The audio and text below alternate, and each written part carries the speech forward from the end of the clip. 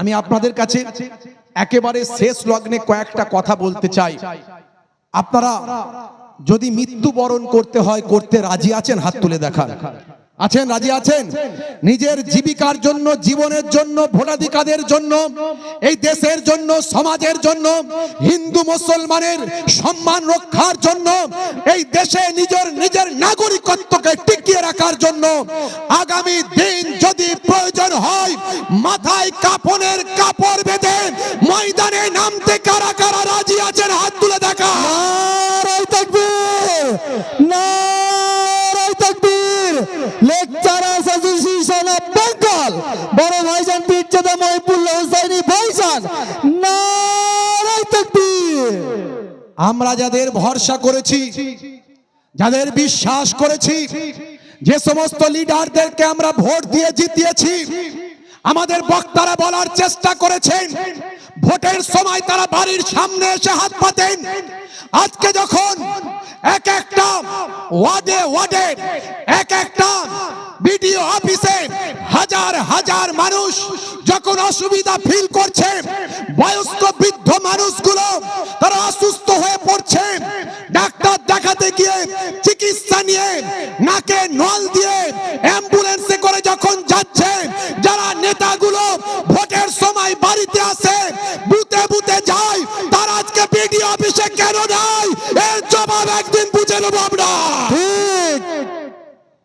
বন্ধুরা আমার, আমি কোন পার্টির পক্ষে বিপক্ষে বলতে আসিনি। এই সরকারকে আমরা ভোট দিয়ে বানিয়েছি, আমরা এখনো বিশ্বাস করি, এখনো আমরা ভোট দিচ্ছি, কিন্তু আগামী দিন মানুষ বিচার করবে মানুষের বিপদে কতটা পাশে পাচ্ছে। মনে রাখবেন, আমরা বিজেপিকে বিশ্বাস করি না, কারণ তারা মন্দির মসজিদের রাজনীতি করে, তারা আমাদের মসজিদ ভেঙে দেয়, তারা আমাদের মাদ্রাসা ভেঙে দেয়, তাদের মিষ্টি মিষ্টি কথা আমরা বিশ্বাস করিনি।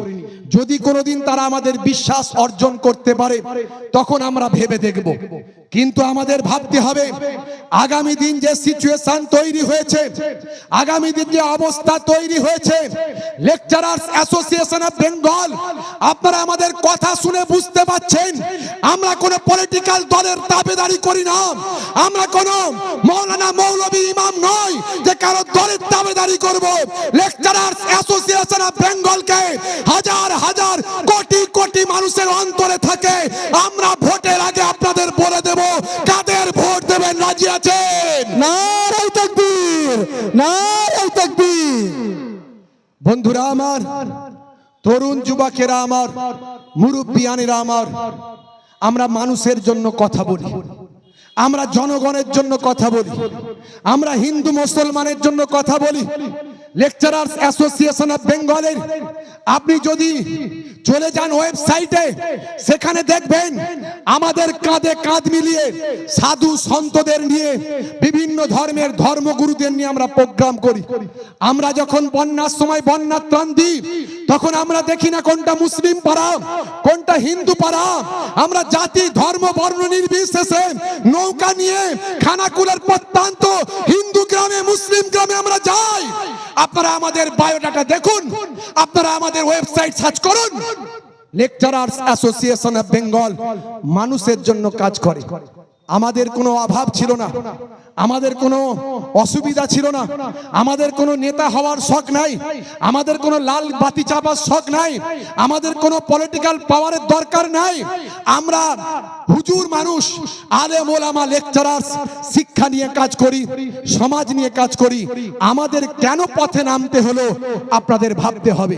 তাই কঠিন বিপদ চলছে আমাদের উপর দিয়ে, আমাদের উপর দিয়ে কঠিন বিপদ চলছে।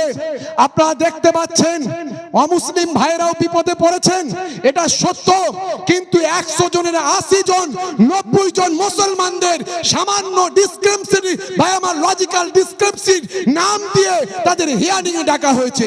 নামের ভুল কারা করেছে? নামের ভুল কারা করেছে? নির্বাচন কমিশন করেছে। এই ভুলগুলোর সলভ করতে গেলে বাড়িতে প্রয়োজন হলে চলে যাওয়া যেত। বিএলও তার সঙ্গী কয়েকজনকে নিয়ে বাড়িতে গিয়ে ডকুমেন্টস দেখে প্রবলেম সলভ করতে পারত। আগামীকাল আমাকে হিয়ারিং এ যেতে হবে, হাজার হাজার মানুষের সামনে লাইন দিতে হবে। এরকম অসংখ্য মানুষ আছেন, কত বয়স্ক মানুষ, কত কর্মব্যস্ত মানুষ, কত দায়িত্ব মানুষ। এর দায় কে নেবে?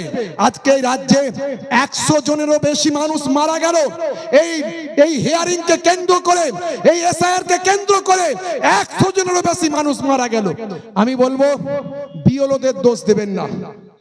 বিএলওদের বড় অংশের মানুষ তারা কিন্তু চাইছেন মানুষ যাতে বিপদে না পড়ে, কিন্তু তাদের উপর প্রেসার দেওয়া হচ্ছে।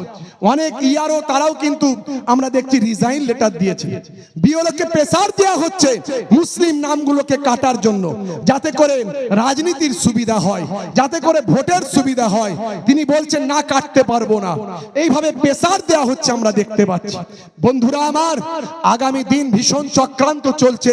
এই ভোটাধিকারকে সামনে রেখে আমাদের বেনাগরিক করার যে চক্রান্ত চলছে, যদি এটা স্থিতিরতা না হয়, যদি একটাও বৈধ ভোটারকে অবৈধ করা হয়, লেকচারার্স অ্যাসোসিয়েশন অফ বেঙ্গল এর আগেও সুপ্রিম কোর্টে গেছে।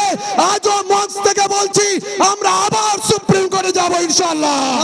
নারায়ে তাকবীর, নারায়ে তাকবীর। আমি আপনাদের কাছে কথা দীর্ঘায়িত করতে চাই না।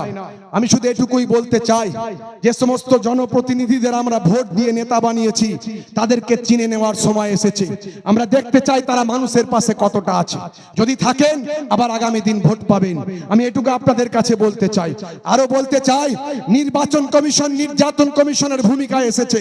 আমরা দেখতে চাই যে এই লজিক্যালি ডিসক্রিমিনেন্সির নাম করে তাদের মানুষ স্থিতিরতা করছে কিনা, সমস্যা দূর করছে কিনা। না হলে আগামী দিন যে আন্দোলন হবে, সেটা বাংলার মানুষ শুধু নয়, ভারতবর্ষের মানুষ শুধু নয়, সারা পৃথিবীর মানুষ দেখতে পাবো যে ভারতবর্ষের মানুষ কি আন্দোলন করতে পারে, এ বাংলার মানুষ কি আন্দোলন করতে পারে। সেই আন্দোলনটা হবে জাতি ধর্ম বর্ণ নির্বিশেষে, সকল মানুষকে নিয়ে, যারা বিপদে পড়ছে তাদের সকলকে নিয়ে সেই আন্দোলন হবে। আগামী দিন আপনারা রাজি আছেন তো? আর রাজি আছেন? ইনশাআল্লাহ আমরা সেদিন তৈরি থাকব। আমরা চাই এই নির্বাচন কমিশন সমস্যার সমাধান করুক। আমরা এসআইআর এর পক্ষে, আমরা এসআইআর এর বিপক্ষে নয়। আমরা চাই বৈধ ভোটাধিকার যারা যারা এদেশের নাগরিক, তাদের একজনেরও ভোটাধিকার যেন বাতিল না হয়। যদি বাতিল করা হয় ইচ্ছাকৃতভাবে, তার জন্য মানুষ ময়দানে নেমে যা করার করবে, সেটা আগামী দিন আমরা দেখতে পাবো ইনশাআল্লাহ। বন্ধুরা আমার, কথা বলে আজকের এই ছোট্ট মজলিস লেকচারার্স অ্যাসোসিয়েশন অফ বেঙ্গলের মালঞ্চ ইউনিটির আন্ডারে আজকের এই প্রোগ্রাম যারা অ্যারেঞ্জ করেছেন, প্রত্যেককে আমি সাধুবাদ জানাই।